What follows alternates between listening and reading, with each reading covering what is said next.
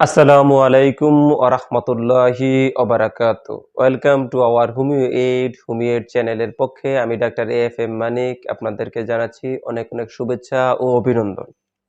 আজকে আমার আলোচনার একটা খুব গুরুত্বপূর্ণ বিষয় সেটা হচ্ছে বন্ধ্যাত্ব হলে যে সামাজিকভাবে মানুষকে যে হেয় করা হয় বা তাকে যে অপমানগ্রস্ত হতে হয় বা অপমান হতে হয় এই সম্পর্কে আমরা আলোচনা করব।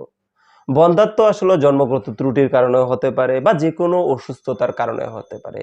যেকোনো নারী অথবা পুরুষ দর যেকোনো মানুষেরই নারী অথবা পুরুষ যে কারো সমস্যার কারণেই আমরা বন্ধ্যাত্ব বা অক্ষমতা হতে পারি। সেটার জন্য আমরা সামাজিকভাবে অনেক অপমানগ্রস্ত হতে হয় এবং অনেকে অনেক ধরনের কথা বলে। তবে তুলনামূলকভাবে পুরুষের থেকে মহিলারাই এটার বেশি অপমানগ্রস্ত হয় এবং তার শিকার হয়।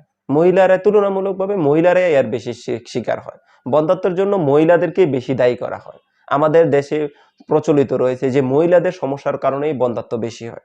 যারা এখনো আমার এই চ্যানেলটি সাবস্ক্রাইব করেননি, দয়া করে এখনই সাবস্ক্রাইব করে নিন এবং পাশে থাকা বেল আইকনটি প্রেস করে রাখুন যাতে নতুন ভিডিও আসা মাত্রই আপনার নিকট নোটিফিকেশন পৌঁছে যায়।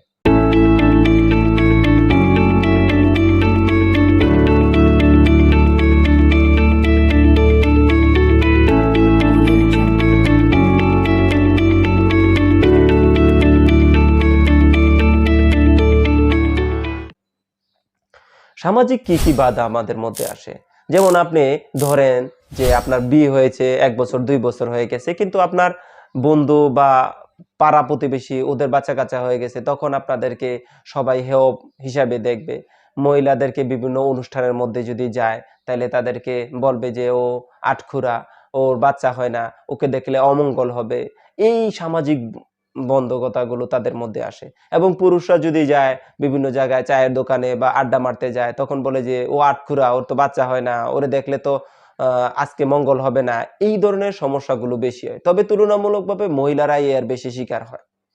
সেটাও যে মুক্তি পাওয়া যায় এটার জন্য যে ভালো চিকিৎসা রয়েছে এবং আপনি যদি হোমিওপ্যাথিক চিকিৎসা নেন এখান থেকে যে খুব দ্রুতভাবে আপনি সমাধান পাবেন বা সমস্যা থেকে মুক্তি পাবেন এটা সম্পর্কে মানুষ জানে না। মানুষের ভুল ধারণা রয়েছে। সেজন্য আমাদের এই সম্পর্কে অবশ্যই সচেতন হতে হবে।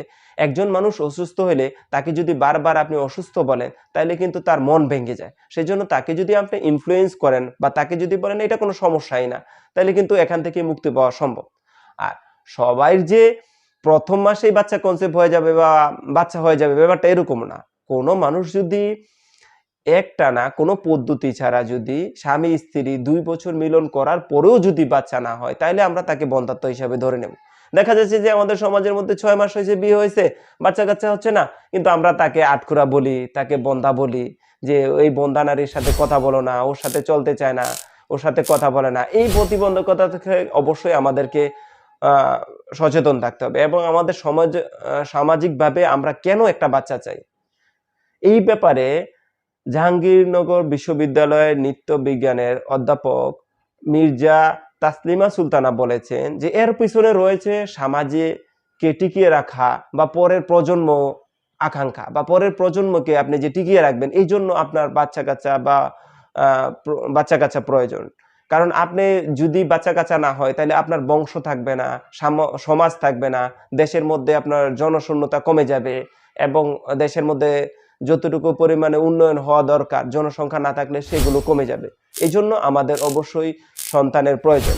কিন্তু আমরা যেন ওদেরকে অ আমরা বিভিন্নভাবে ওদেরকে অপমান না করি তাহলে তারা যতটুকু দ্রুত এখান থেকে মুক্তি পাওয়া সম্ভব ছিল, আমরা যদি তাদেরকে বারবার অপমান করি তাইলে কিন্তু তারা বন্ধ্যা বলি বা বন্ধ্যাত্ব বলি, আটখুরা বলি এগুলো বলে যদি ওদেরকে ইনসাল্ট করি তাইলে কিন্তু ওরা মনে কষ্ট পাবে এবং ওদের সাকসেসের পরিমাণ কম হবে।